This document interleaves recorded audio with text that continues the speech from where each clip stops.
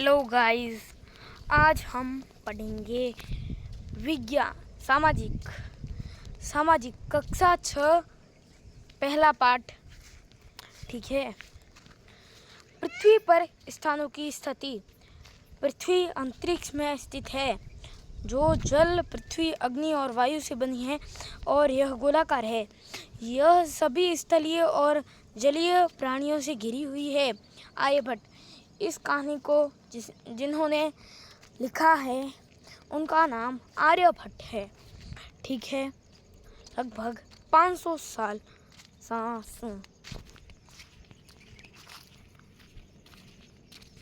महत्वपूर्ण प्रश्न।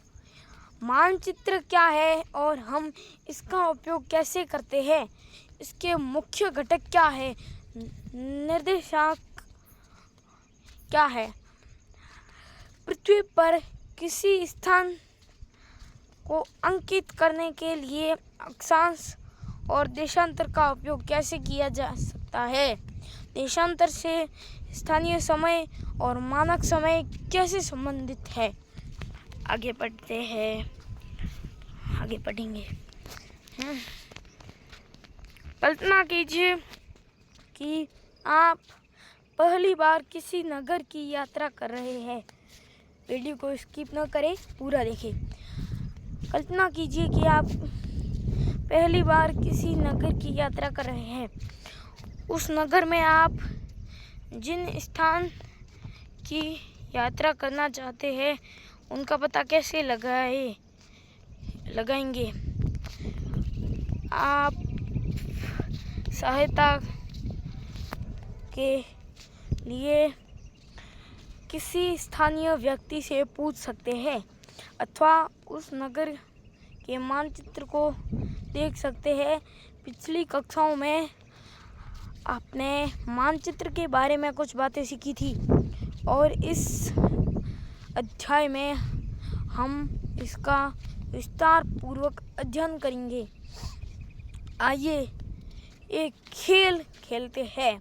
नीचे दिए गए लघु नगर के मानचित्र का निरीक्षण कीजिए। चित्र 1.1। कल्पना कीजिए कि आप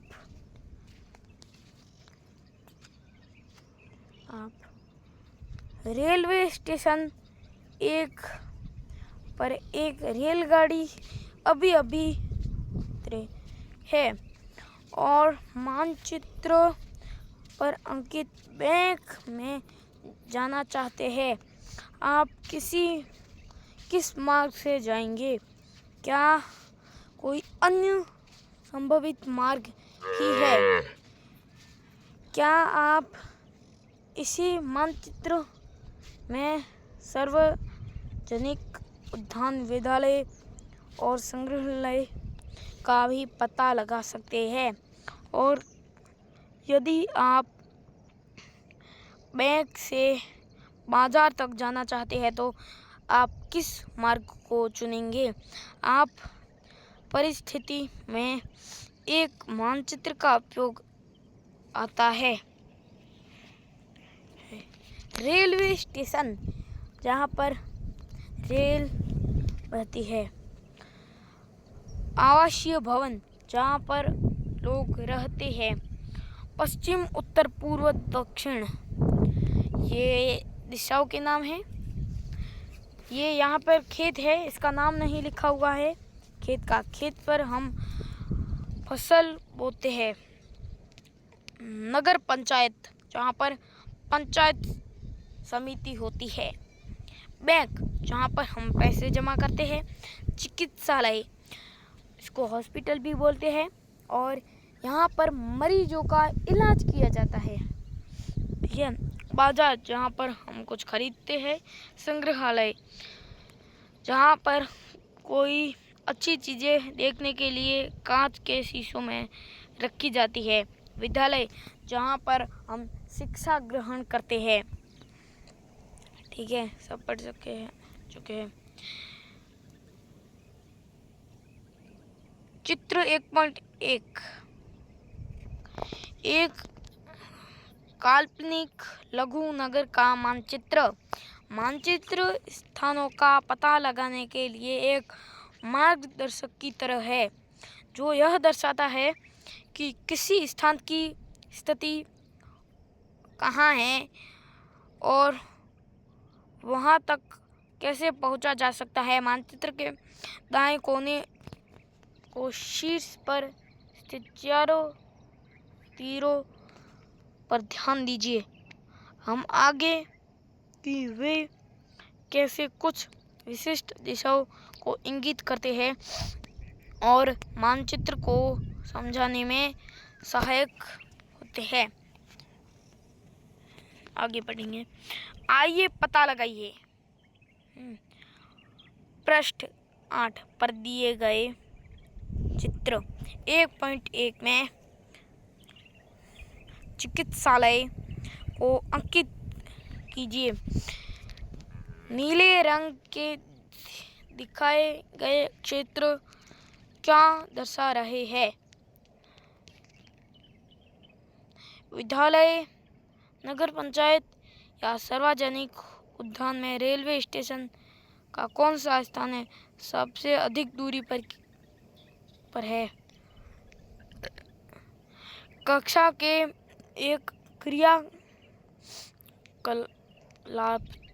के रूप में 3 या 4 विद्यार्थियों के अलग अलग समूह प्रत्येक समूह से अपने विद्यालय तथा उस तक जाने वाले कुछ मार्ग और पड़ोस के भवनों का मानचित्र को कहिए।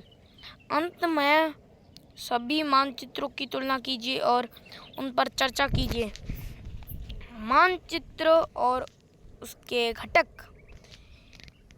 हम इस साधारण उदाहरण से समझ सकते हैं कि मानचित्र किसी भी क्षेत्र का एक प्रतीकात्मक चित्रण या रेखांकन है।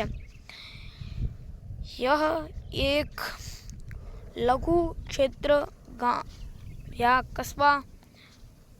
कस्बा, एक बृहद क्षेत्र मान लीजिए कि आप जनपदन या राज्य अथवा भारत जैसा एक अति विशाल देश या संपूर्ण विश्व भी हो सकता है। मानचित्र आप सतह को देख सकते हैं जैसे आप उसे ऊपर से देखते हैं। एटलस मानचित्रावली मानचित्रों को एक पुस्तक या संग्रह है। जैसा कि आप जानेंगे, मानचित्र अनेक प्रकार के होते हैं। भौतिक मानचित्र मुख्य रूप से प्राकृतिक आकृतियों जैसे पर्वतों, महासागरों और नदियों को दर्शाते हैं। उदाहरण के लिए पाठ्य पुस्तक में 5.2 राजनीतिक मानचित्र देशों या राज्यों, सीमाओं, नगरों आदि को दर्शाते हैं। उदाहरण के लिए सभी राज्य, केंद्र शासित प्रदेशों और उनकी राजधानियों को दर्शाता। भारत का एक मानचित्र, थीमेटिक मानचित्र, विशेष प्रकार की सूचना प्रदान करते हैं। उदाहरण के लिए पाठ्यपुस्तक में चित्र 3.6 और 8.1। किसी भी मानचित्र के 3 घटक होते हैं: दूरी, दिशा, प्रतीक और चिन्ह, और कोई विशेष चिन्ह। दूरी, दिशा, प्रतीक, चिन्ह इसमें नहीं आते हैं। ठीक है, आप चित्र 1.1 को देखते हुए प्रथम 2 बार में पहले जान चुके हैं। आइए अब हम इन्हें अधिक सटीक ढंग से परिभाषित करते हैं। क्या आप किसी अचंभित हुए हैं कि एक बृहद क्षेत्र को कागज के एक छोटे टुकड़े पर कैसे प्रस्तुत किया जा सकता है? एक मानचित्र का स्केल का सहायता में किया जाता है।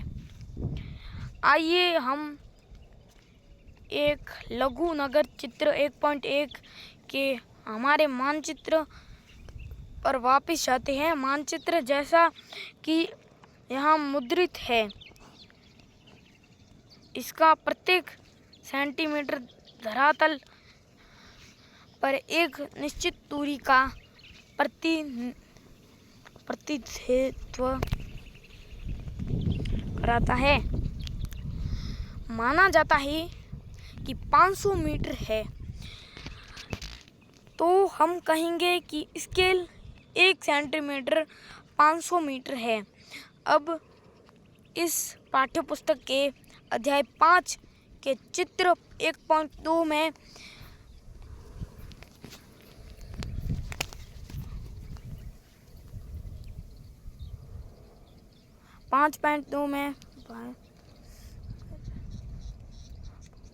भारत को देखिए। स्केल से बनाए कोनों में एक रूलर के द्वारा दर्शाई गई जिसकी लंबाई के ऊपर 500 और किनारे पर किमी लिखा हुआ है। सामान्यतः इसका अर्थ यह होता है कि रूलर मुद्रित मानचित्र पर चिन्हित इन्हीं दो बिंदुओं के बीच वास्तविक दूरी उस स्केल पर निर्भर है जिसका मानचित्र उपयोग करता है। आइए पता लगाइए।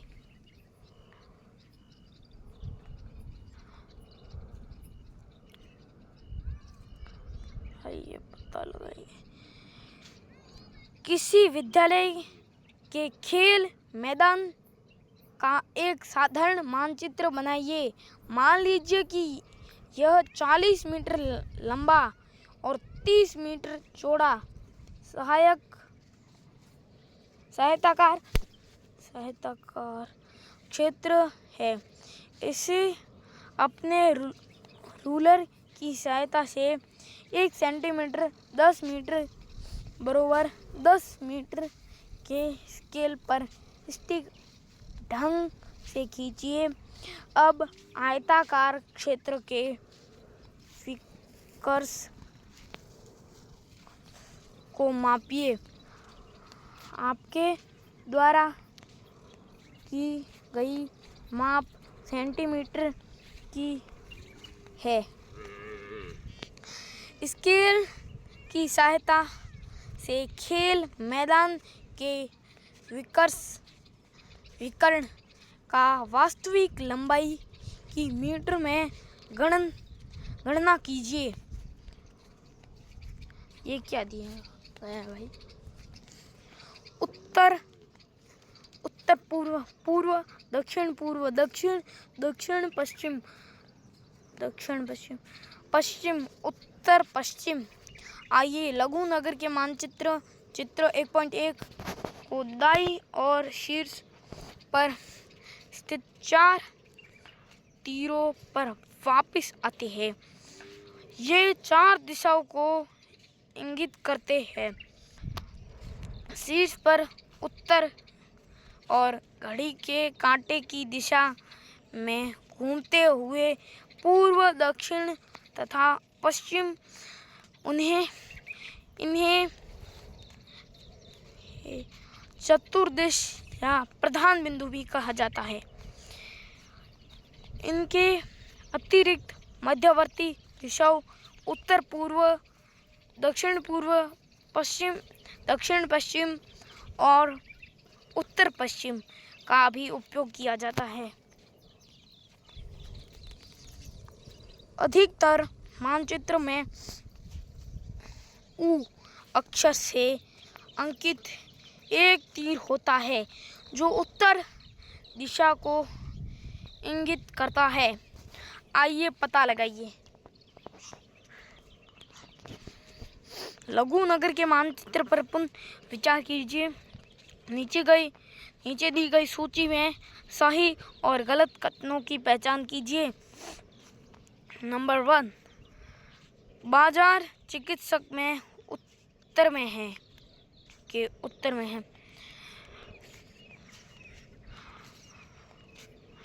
नंबर 2, संग्रहालय बैंक के उत्तर पूर्व में है। 3, रेलवे स्टेशन चिकित्सक के उत्तर पश्चिम में है। झील आवासीय भवन के उत्तर पश्चिम में है। आपके विद्यालय को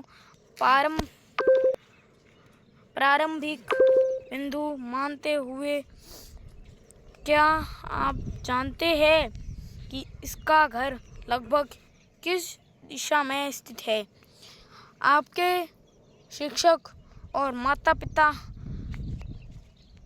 से चर्चा कीजिए। प्रतीक चिन्ह मानचित्र का एक और महत्वपूर्ण घटक है। हमारे मानचित्र में वास्तविक भवनों और कुछ अन्य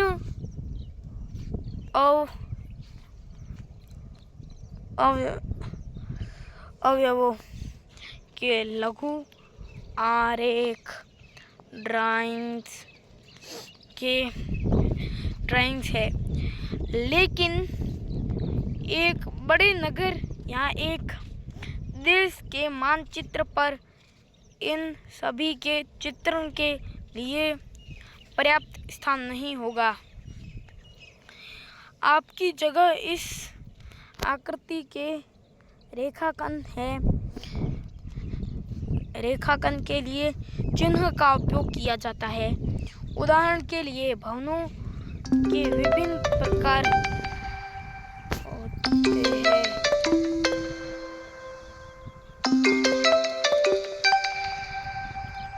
जैसे रेलवे स्टेशन, विद्यालय, डाकघर, मार्गों, रेलवे लाइनों और नदी, ताल या वन के लिए प्रतीक चिन्ह।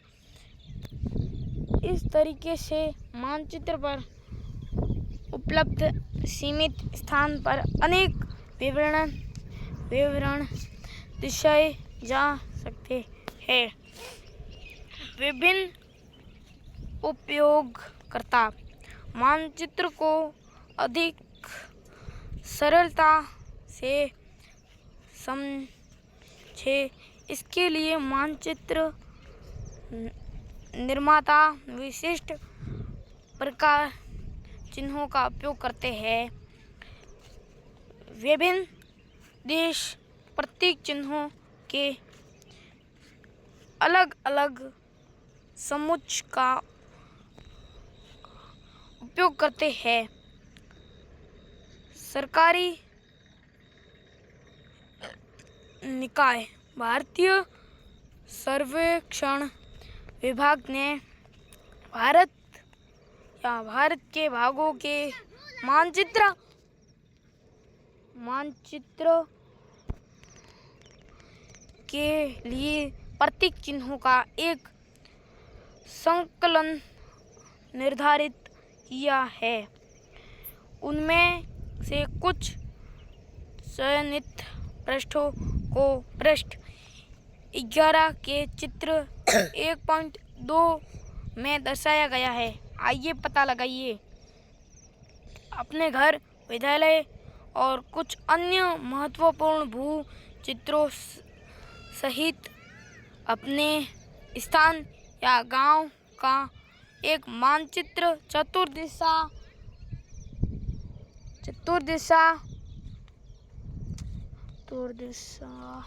को दर्शाइए और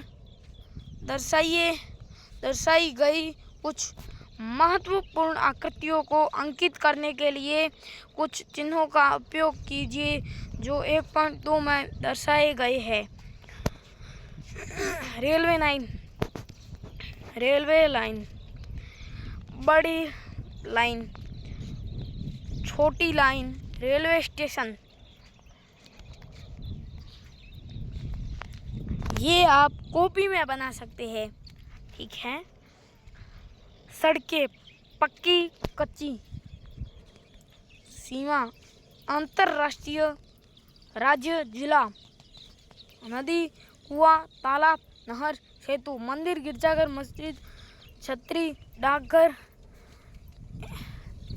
डाक एवं टेलीग्राफ कार्यालय, पुलिस स्टेशन, बस्तियां, कब्रिस्तान, वृक्ष, घास। चित्र 1.2 मानचित्र में सामान्यतः उपयोग किए जाने वाले प्रतीक चिन्ह। पृथ्वी का मानचित्रण। पृथ्वी का मानचित्रण कुछ अधिक कठिन है क्योंकि हमारे ग्रह का आकार चपटा नहीं है। इसकी आकृति लगभग गोलाकार है। हम लगभग इसलिए कहते हैं क्योंकि यह पूर्ण गोलाकार नहीं है।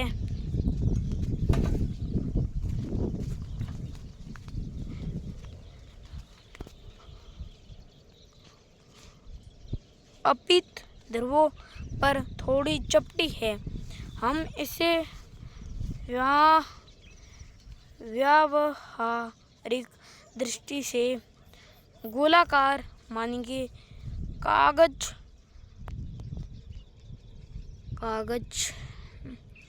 के एक समतल पृष्ठ एक